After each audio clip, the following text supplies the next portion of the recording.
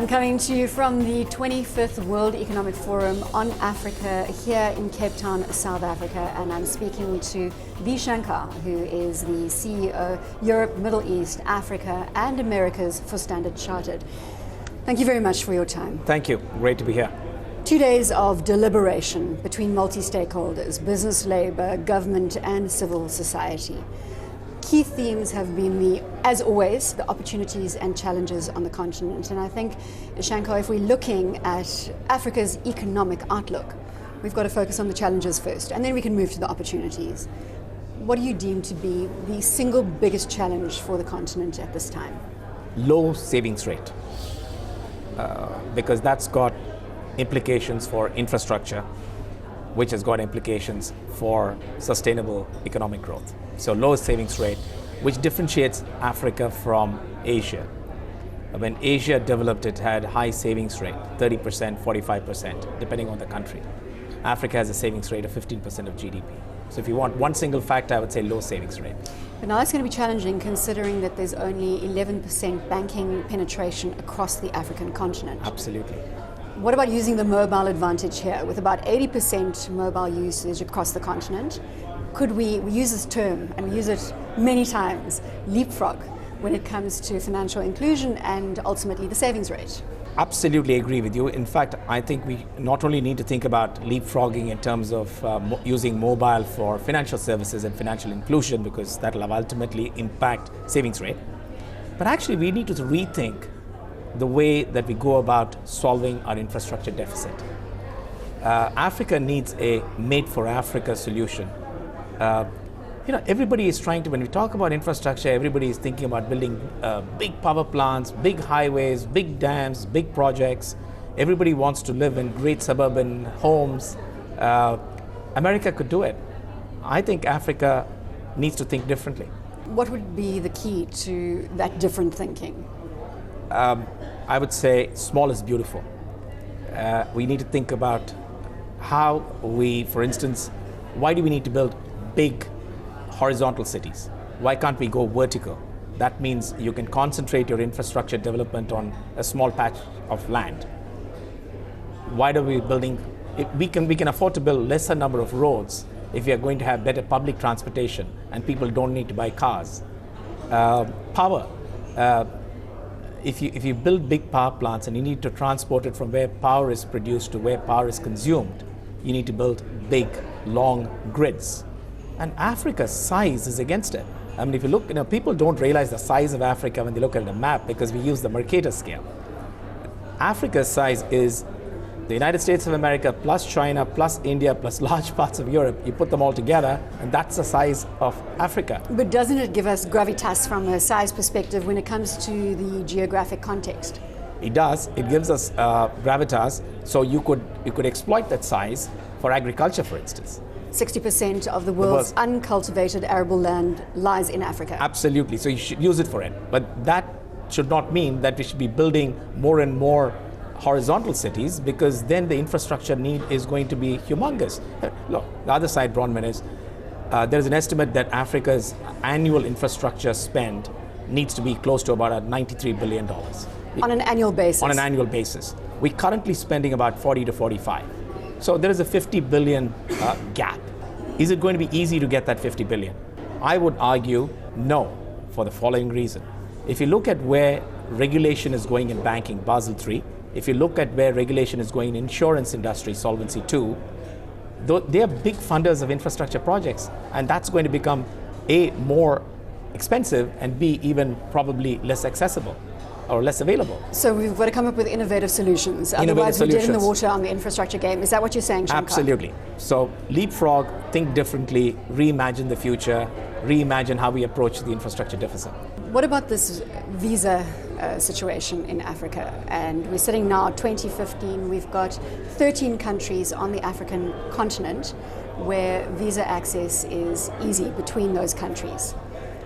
Only 13.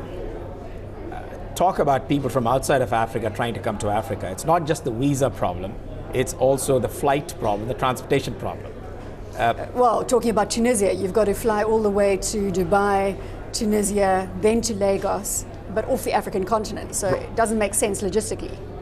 Bronwyn, on Friday at the end of the World Economic Forum, I'm flying out of here. I need to be in Lagos on Saturday for a luncheon meeting.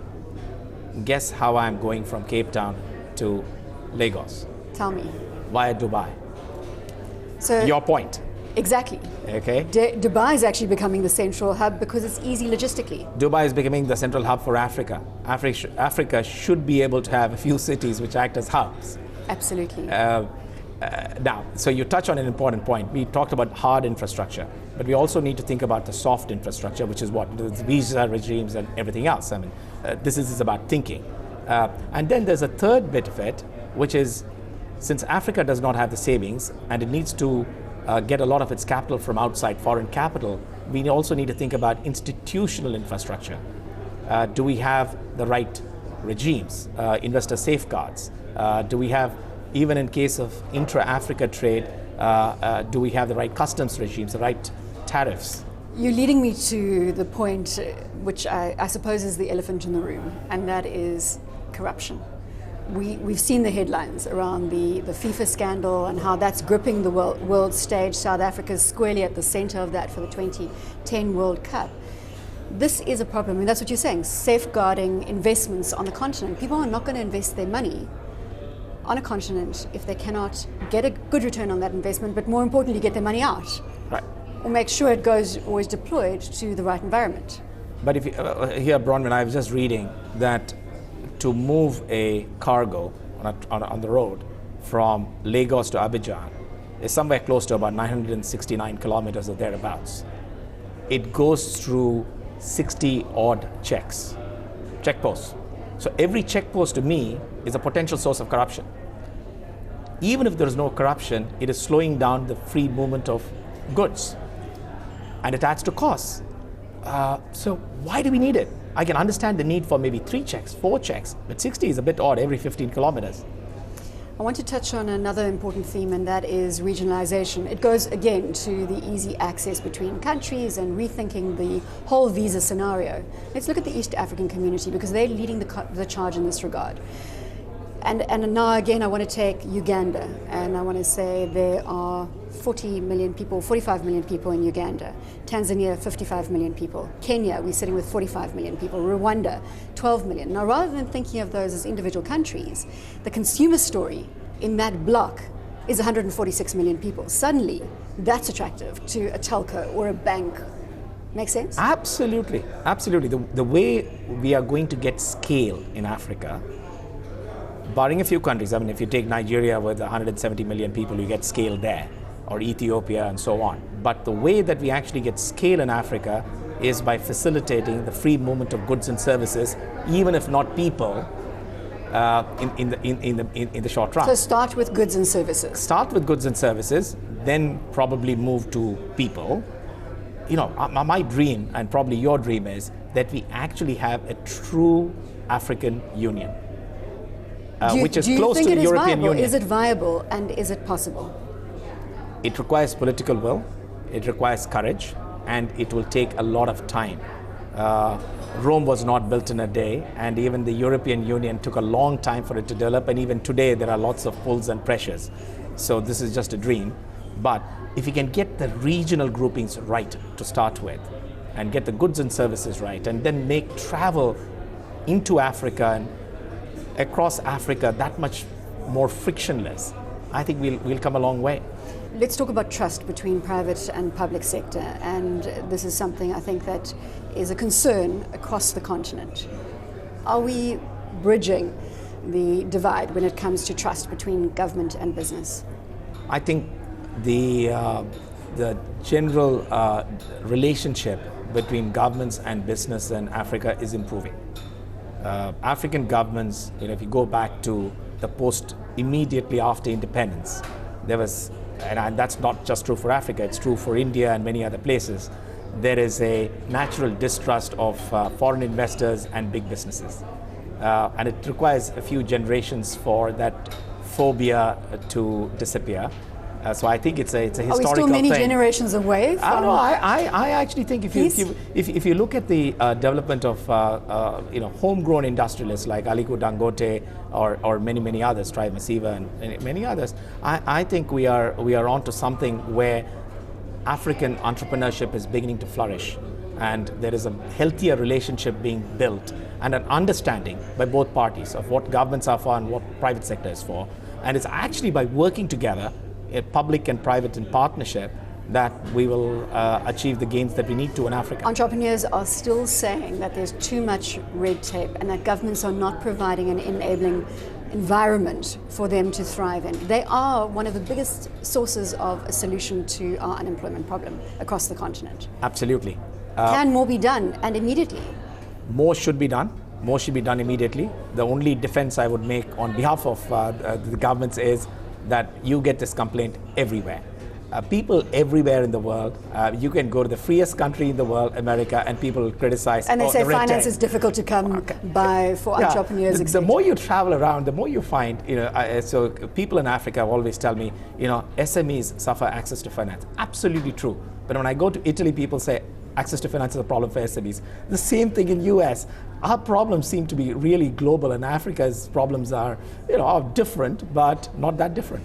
The youth dividend that we're sitting on, 75% of our population of around 1.1 billion under the age of 35. Some are saying that is an incredible advantage. You've got energy, you've got passion, you've got people who are hungry to transform the environment and for social inclusion. Others are saying that could be Africa's Achilles heel. It's a time bomb. If we do not cater for the needs of the youth, then we have trouble on our hands. Yes. Which side of the equation do you stand? I believe that there is a potential demographic dividend. That's what China got, that's what India is potentially getting now. But the challenge is to provide the jobs. The same thing put differently is about 12 million people come to the workforce every year in sub-Saharan Africa. 12 million jobs need to be found. Otherwise it becomes a social time bomb. And that's not going to happen without investments into consumer, agriculture, resources, manufacturing, infrastructure, tourism, healthcare, hospitality. We need to create jobs, and the only way to create jobs is through economic growth, and the only way to have economic growth is through investment. I think that's perfectly put, and a great place to leave the conversation. Shankar, thank you very much for your time. I've been chatting to V. Shankar, who is the CEO of Europe, Middle East, Africa, and the Americas for Standard Chartered.